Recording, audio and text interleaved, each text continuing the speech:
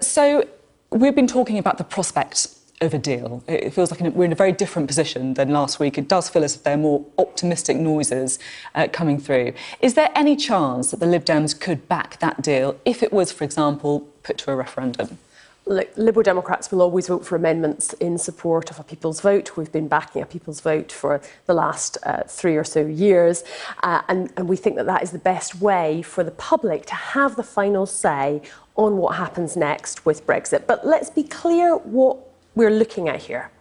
This deal, obviously, details to be confirmed, but it looks like very much the free trade agreement type proposal that was put forward in November 2018 that the government's own analysis showed would be catastrophic, that it would be worse than the financial crash in terms of the contraction in the economy. You know, that is not something that any government should be responsibly putting forward on a voluntary basis. I just want to really try and nail you down on the beginning of your answer here.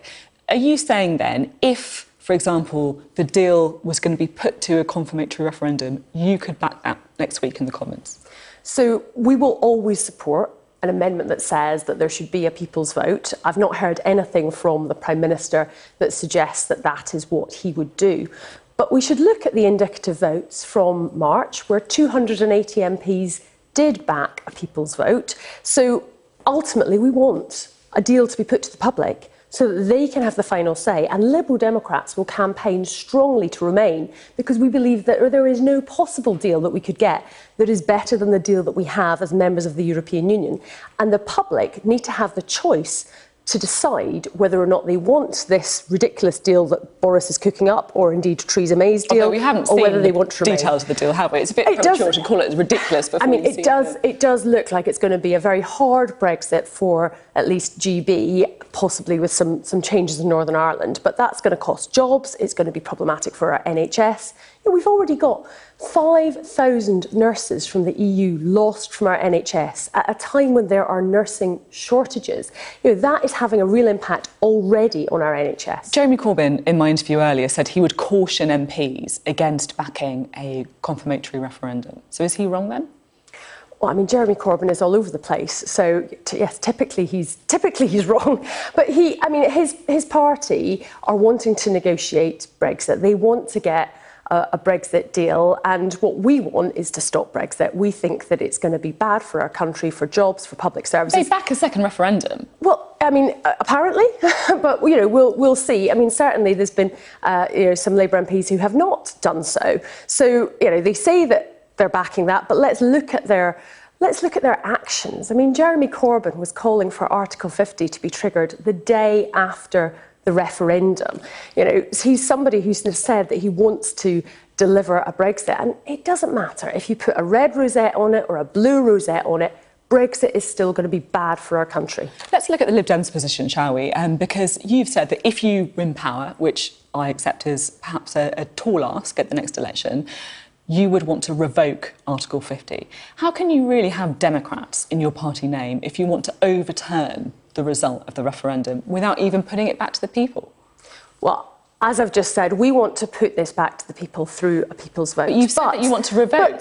But if it so happens that there isn't a referendum on a Brexit deal and instead we are in a general election scenario, then we think that the public need to have the ability to choose that they want to stop Brexit in such a general election. And as Liberal Democrats, we will give them that choice by saying, if you elect a Liberal Democrat government, then we will revoke Article 50. And if people democratically choose to elect a Liberal Democrat government in that scenario, then I think people will then expect us to revoke Article 50, which is exactly what we will do. We were talking a bit earlier about what will happen if a deal is brought back. If a deal isn't brought back by the end of the week, according to the Benn Act, Boris Johnson needs to request an extension.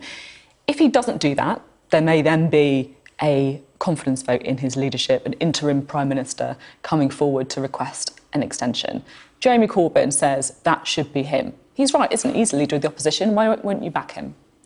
Well, he doesn't have the numbers, which I understand. It's because of you. No, it's not actually. I mean, if you add up the numbers, even without the Liberal Democrats, he's far short of it. And let's remember why he is far short.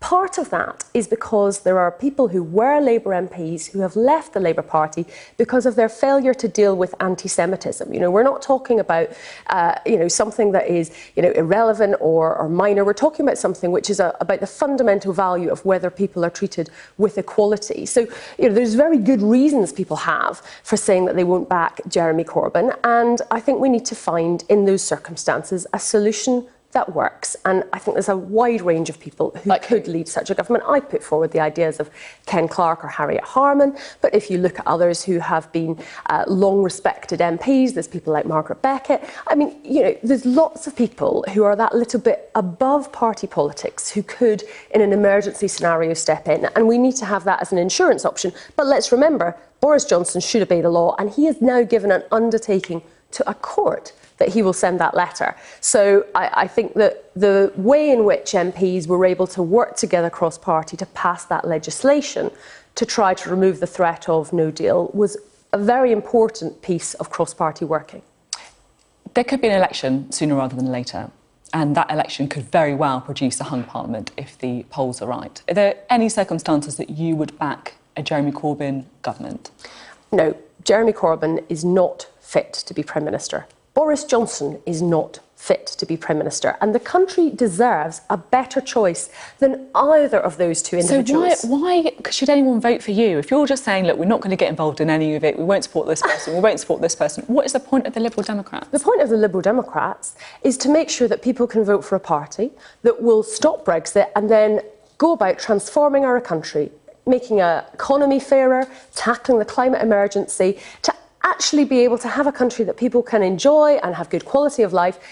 At the moment, Brexit is sucking the life out of our politics. It is something which is going to harm our economy and our public services. And we need to stop it. Well, we're really clear on the matter. And the reason that it's given us a boost is that there are millions of people out there in the country who are in despair of this prospect of leaving the European Union, whether that's the people who are worried about their friends and neighbours who are EU citizens from the other 27 countries, whether that's people who are worried about their jobs, whether that's people who just see that we should be an open and fair and inclusive country and we should be working with other countries to solve our shared problems rather than pulling up the drawbridge. So what would be a good night for the Liberal Democrats at an election?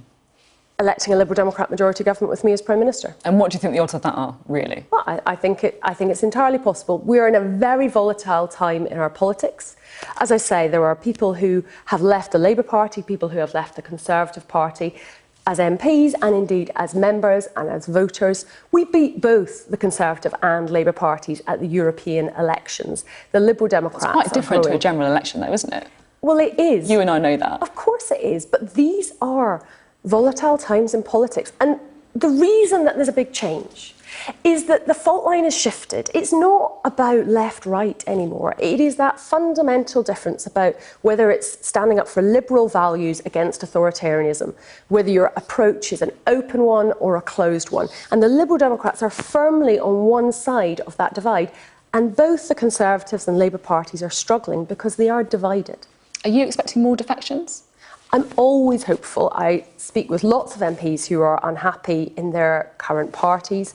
And of course, it's a very personal decision and a personal journey for people to make. So we were delighted to welcome Heidi Allen to the Liberal Democrats just a few days ago. And she said that there are more Conservatives who could be coming your way. Is she right, or is that a little bit optimistic? I'm not going to go into the details of private conversations. You'll understand that. But I mean, I would certainly say I'm still having conversations, and indeed people in the Labour Party are very unhappy too, for not just the reasons that I mentioned about Corbyn's inability to tackle anti-Semitism, but also their failure on Brexit, the biggest issue of the day, where the leader of the opposition can't even stand up for the national interest and say that we should stop Brexit. It's the Liberal Democrats that are doing that. He does have, to be fair, they are now saying that they want to see a referendum. I mean, that is a clear position, isn't it?